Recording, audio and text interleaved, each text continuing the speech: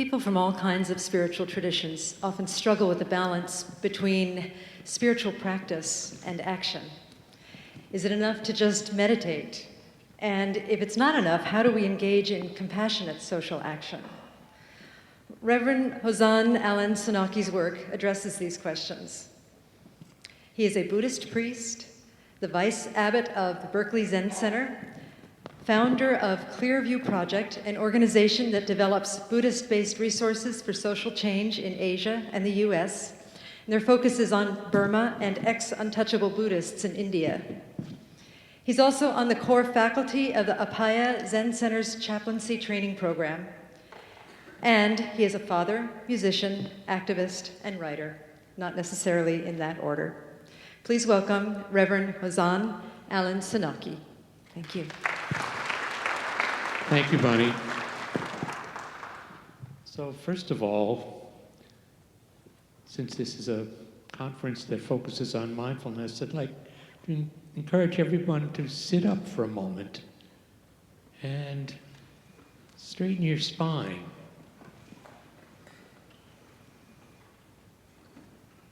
And take 3 mindful breaths, breathing in and out fully. Try that.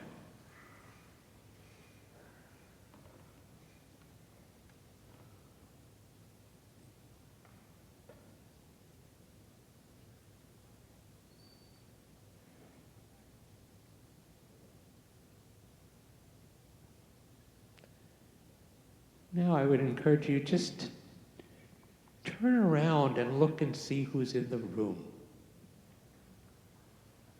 See who's near you, see who's in back of the room.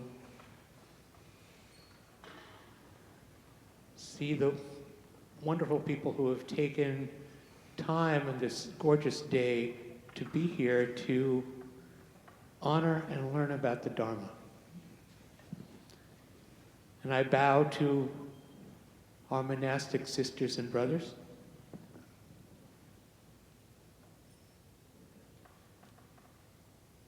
And I bow to all of the lay practitioners who are also continuing the Dharma.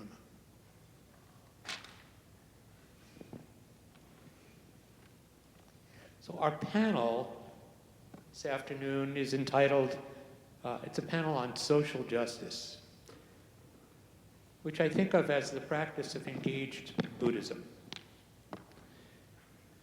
Now, some of you might successfully argue that engaged Buddhism is just Buddhism. It's always been engaged. But I think what we're trying to draw out is the way that our understanding extends from the Buddha's core teachings on the nature of suffering and liberation. And it helps us understand that the suffering we may experience as individuals is shared by whole communities, is shared sometimes by cultures, by groups, and that it may very well have its roots in the way we live in society, whether these are choices that we have made consciously or choices that may have been imposed on us, or choices that just seem like the communal norm in the way that Venerable Lecce was speaking about gender in the last presentation.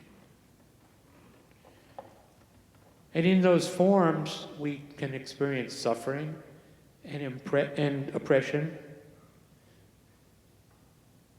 We may be oppressed, we may be privileged, as some of us are, on the basis of our gender, our race, our ethnicity, our education and class, so on. We might suppose that what the Buddha Dharma teaches is the essential emptiness of all these identities. That may be true, but it doesn't go far enough. Because the idea of emptiness, in my understanding, is that it is empty of a fixed self. It's empty of a fixed identity, and that it implies the fact that we live in a reality that is totally interdependent, and that we co-create the reality that we are living in. Their work, like my own, incorporates social service, activism, advocacy, meditation, and healing. And I've asked them each two simple questions. First question is, what are the particulars of your community and the social work that you do? And the second question is, how does your Buddhist practice support your social work and vision? So I hope we can all attend to these stories, and let me introduce our first speaker.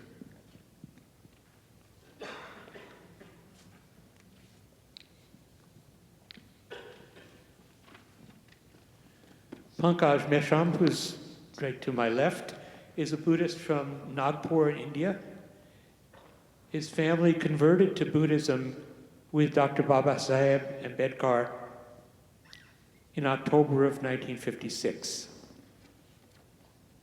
This remarkable conversion ceremony that Dr. Ambedkar both participated in and then officiated in was attended by 500,000 people. They do things on a very intimate scale in India. 500,000 people converted to Buddhism that day, and several million more in the following few days. So Pankaj has been an ardent follower of Dr. Ambedkar's vision of socialism and freedom, with Buddhism as its foundation. He's actively involved in many social projects, and he's currently secretary of the Ambedkar Association of North America. I'm very happy to be here and sitting on a very important panel on engaged Buddhism. And I feel privileged that I got an opportunity to come here, represent the organization, the ideas that we bring forth, the ideas that Dr. Ambedkar bring forth, India's Buddhism, new Buddhism that has been reviving in India. It started with Dr. Ambedkar in 1956.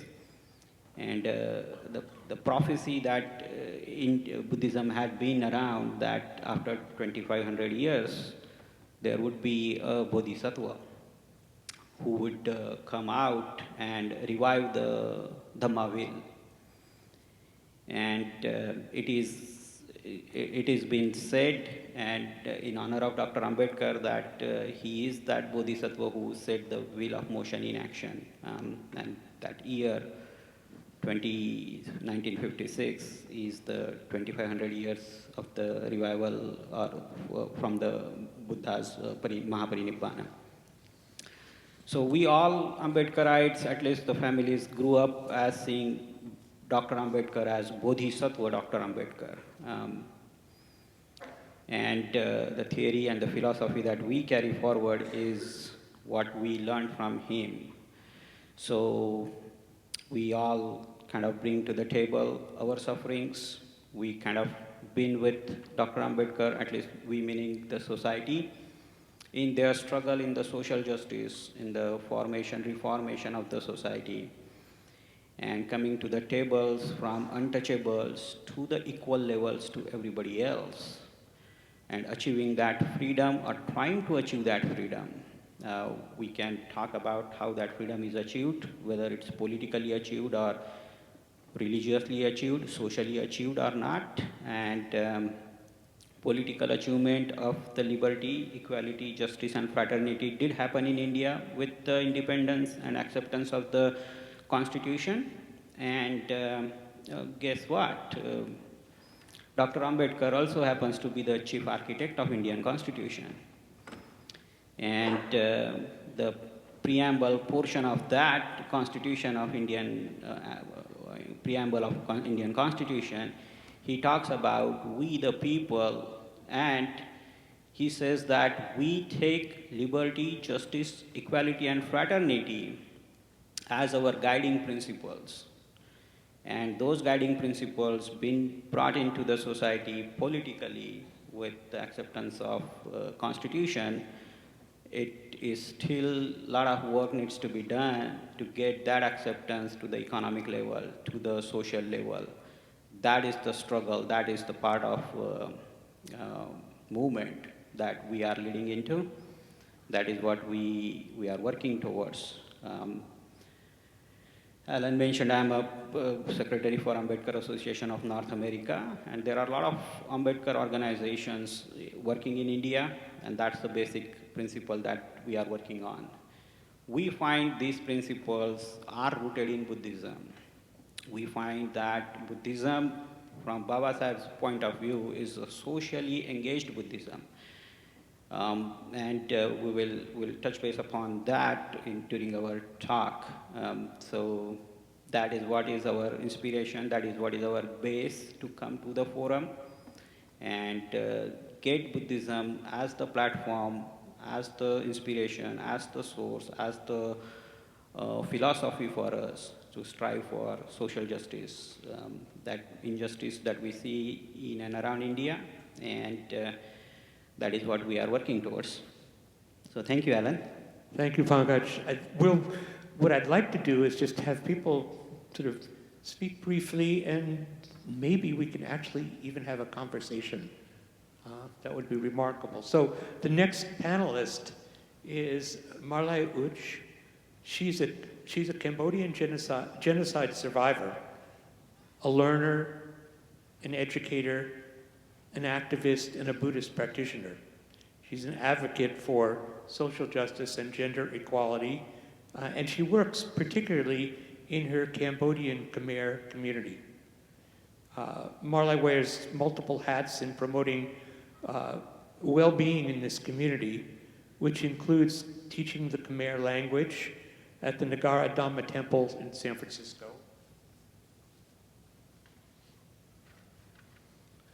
and preserving and sharing Khmer culture, working to revive the Bhikkhuni movement in the Khmer community, and using the Buddhist teachings to promote harmonious and prosperous society.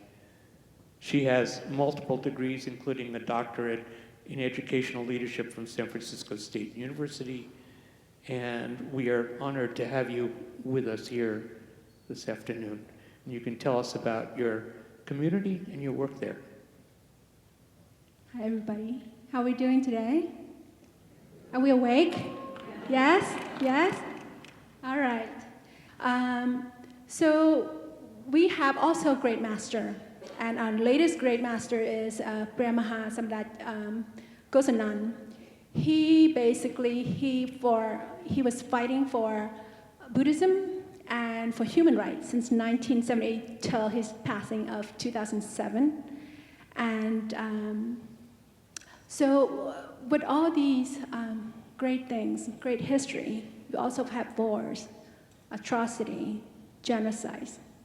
This is what led to the topic of social justice and how we can engage that with Buddhism.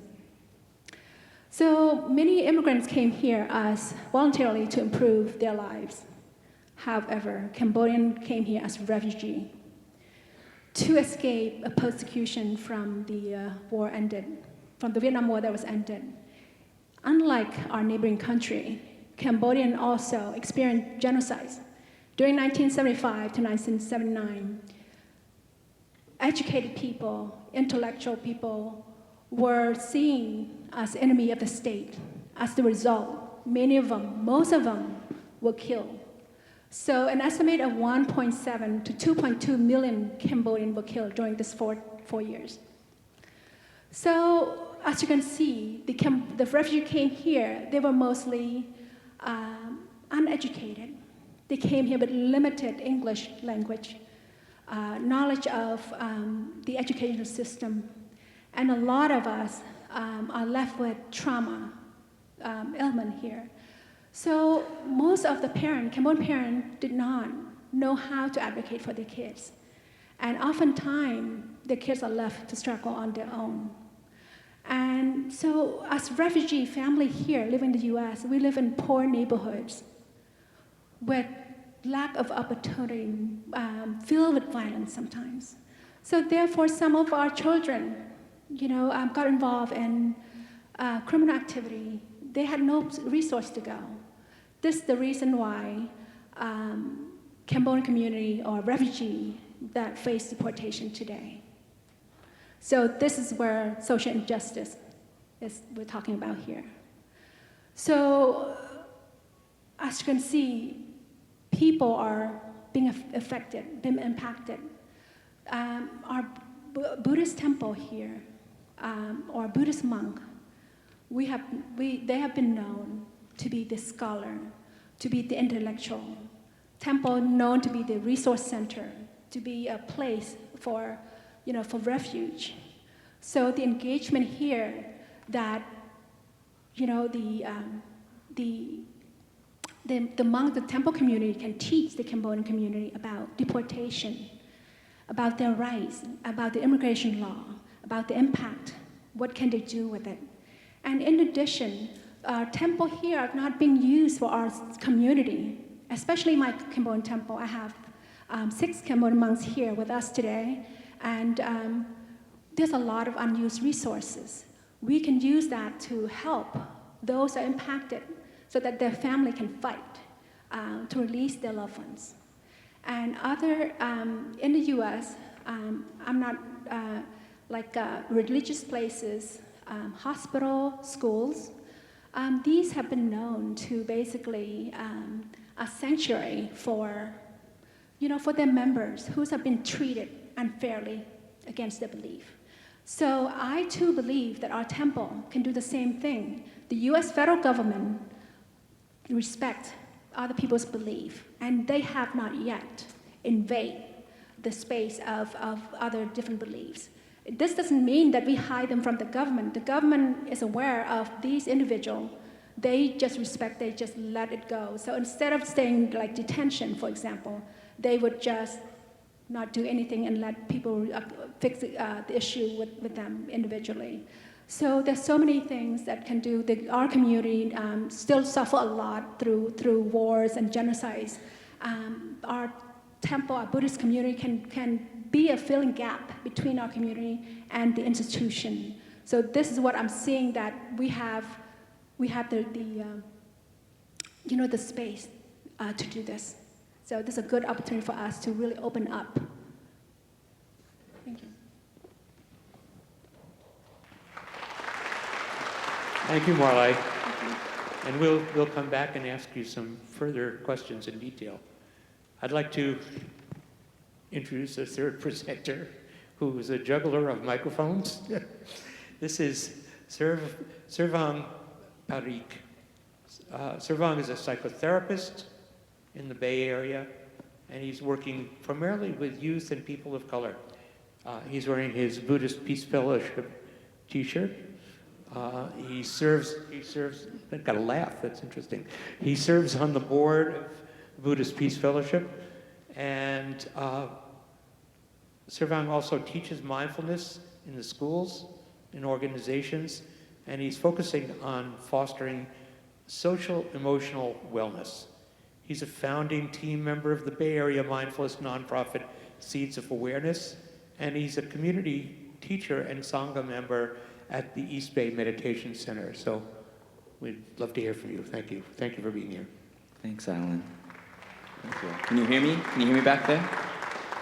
Great. I think so.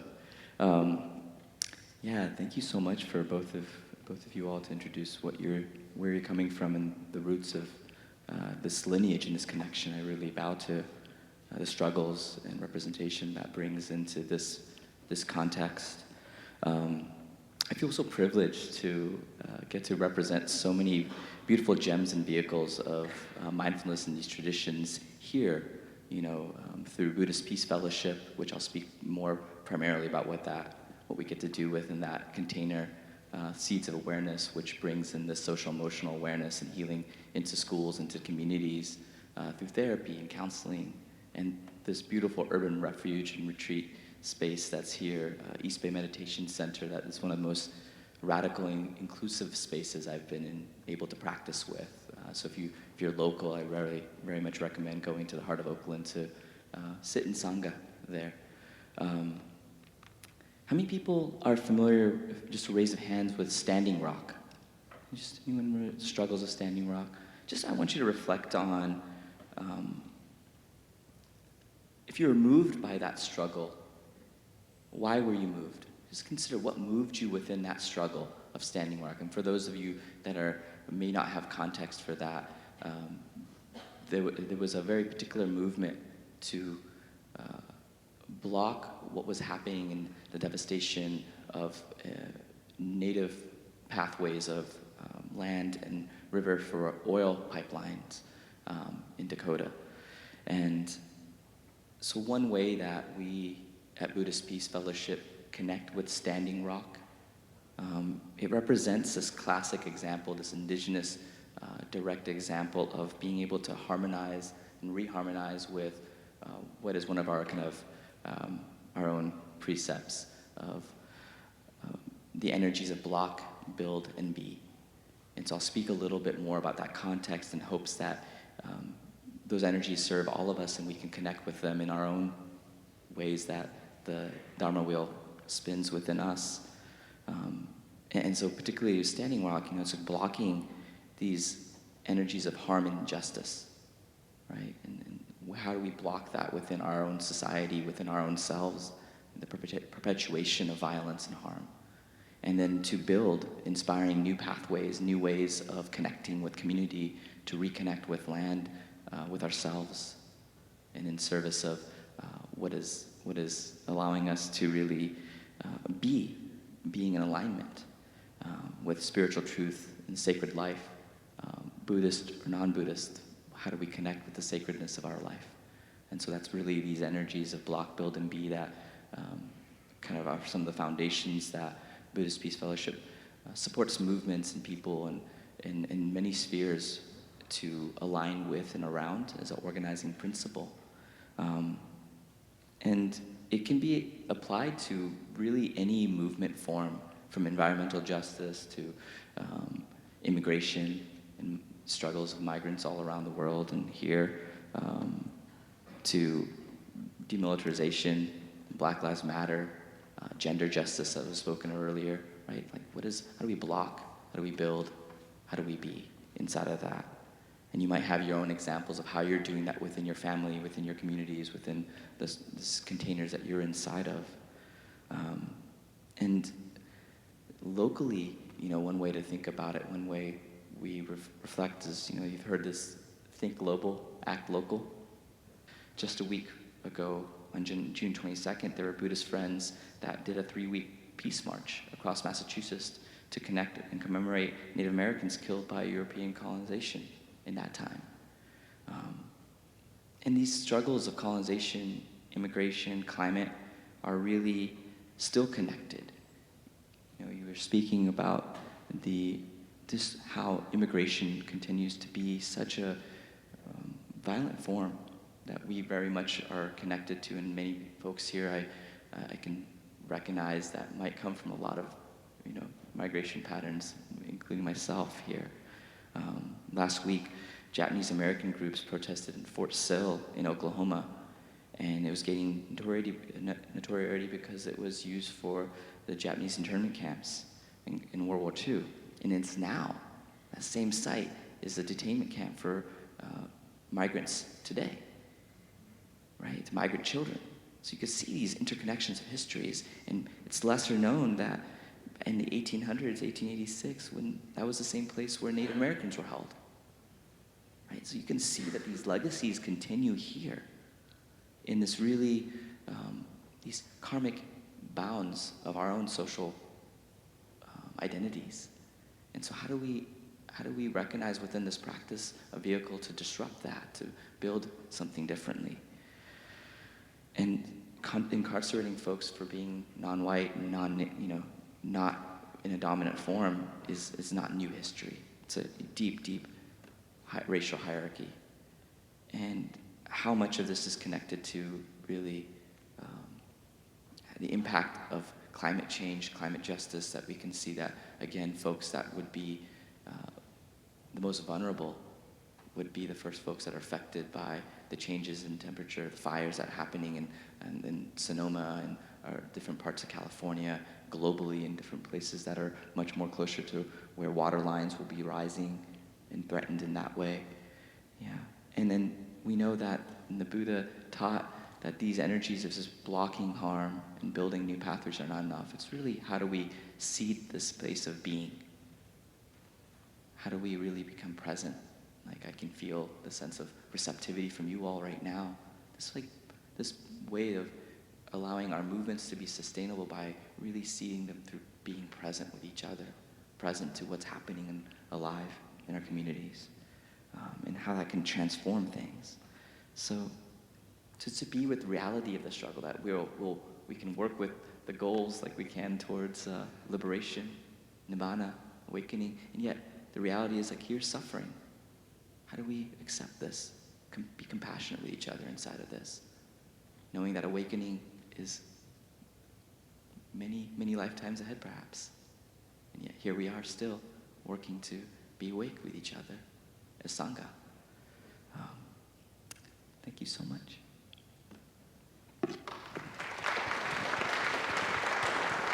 Thank you, Sarvan. A couple of things occur to me before I ask some more questions. Just first of all, that Sarvan touched on, the debt that we owe to the Native American ancestors whose land this was, and this, in many ways, it still is.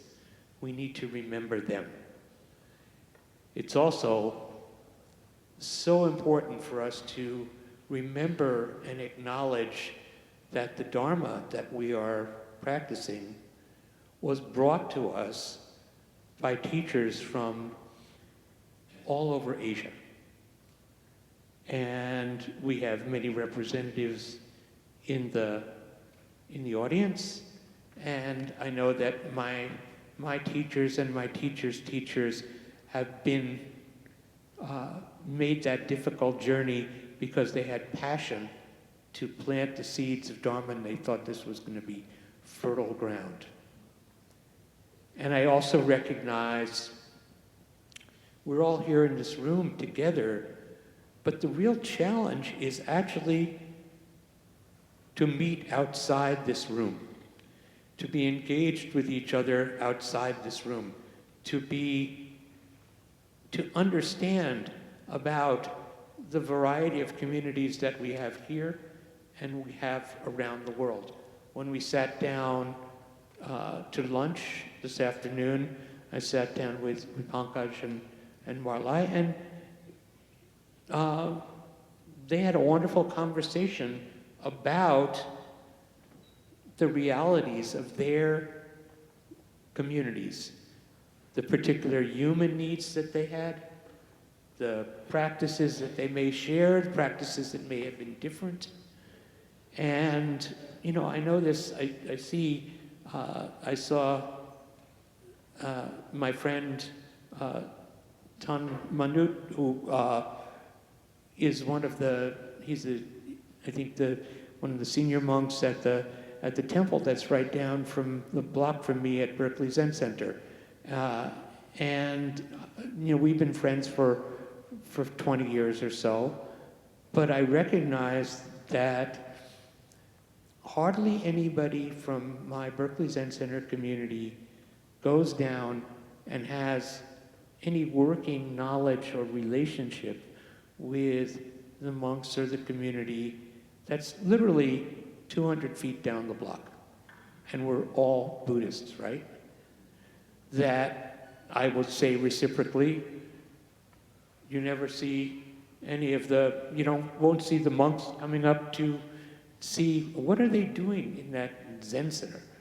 You know, so we're encapsulated in our communities and maybe going deeply into our traditions in those respective communities.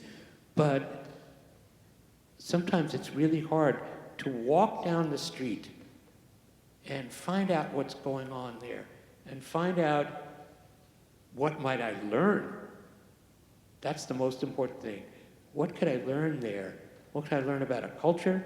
What can I learn about a tradition? What can I learn that can open my mind to the Dharma, that could open my mind to the common humanity that we share? And this goes across many lines. It goes across incarcerated, unincarcerated. It goes across racial lines. It goes across ethnic lines. And I'd like to hear from Pankaj. How are you crossing those lines from your community that's here in the United States? Yeah, Alan. Definitely, we are seeing that we need to kind of reach across to one another. We have to help lend out our hands, and that is what I was talking with Marla earlier at the lunch table. That please count us in. I know you are trying to see that you are struggling with resources, trying to bring your struggle to the forefront.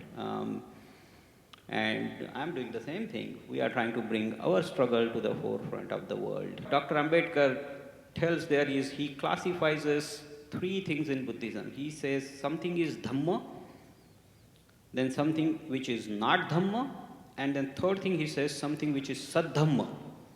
So Saddhamma is Dhamma going beyond Dhamma. That is Saddhamma. Very nice, going beyond that. And when he says that a Dhamma to be Saddhamma has to promote or create and must destroy all the barriers between person and person. So we have seen our earlier panels talks about gender equality. We have seen you talking about problems in Cambodia. You have mentioned a lot of problems that I am not even aware of that happened on this land here. Where I'm a migrant, I'm a new fellow here, so I kind of come with my own problems here. But if it's not able to promote, destroy those barriers between person and person, then that is not the Saddhamma. That is what Baba Sahib says. Then he says, what is Saddhamma? Saddhamma must teach that your worth is not, your work will decide your worth and not your birth. That is how it needs to come up with. Then also he says that the Saddhamma to be, Dhamma to be Saddhamma must promote equality. That is all we are asking for in the socially engaged Buddhism format. These principles that I see are in there in Buddhism, and we are trying to kind of bring it to the forefront that Buddhism has these principles already laid in there. We have to just tap in and see that we are struggling today. Somebody else will be struggling tomorrow. Their problems may be different. Our problems were different. We struggled for almost 1,000 years of untouchability and caste, the bad effect of caste systems throughout India. And it takes us time to come to a conclusion where we see okay, we find our solace, we find the path to end those discriminations on a personal level, not on a social level yet in Buddhism. We need to take that to the personal level, to upgrade it to the social level. We need to make it a socially engaged Buddhism. That is what I bring forward to, that is what I am looking forward to. And please accept my inclusion in your struggle, and you do the same way. We just wanted to see that we all each other stand with each other and help solve our problems, put it towards the end. Marla, I'm curious, how could we help your community? How could we be of use to it? How could we serve it? Thank you, Alan. Yes, we are one as a Buddhist community, and this is a good opportunity for us to connect with each other. We have our knowledge, our strength that we can all share, and we also have our weaknesses as well. So this is a good way to get connected and then share our knowledge, share our wisdom, and then take action individually. As for me, the little knowledge that I know about the Dharma, I know that we're here for a purpose. And that purpose is doing good things to help others. Because we're all going to go. And the only thing we can take with us is just our good karma. And what's the use of if we don't take that opportunity and do as much of good karma as we can while we're here? I don't understand why we don't do it. So we have great opportunity to provide the service to the best of our ability, use all our resources. We cannot take anything back with us. So this is a good opportunity. I think it's a connection, great, and resources. It doesn't have to be money. It could be, knowledge. It could be work. It could be a combination of everything because we need all kinds of things. All of us need that. So a question back to you, how would we stay connected with this large of a community? That's a really good question. And I don't have the answer quite yet, but I know that the people on the panel, we are now connected. And there are people in the audience, if you want to connect with any of us, just come and talk to us. Can the global conference committee connect all of us, do you think? Yeah? That would be great, yeah. We all agree? We need it? Yes? Yes? Thank you. Thank you.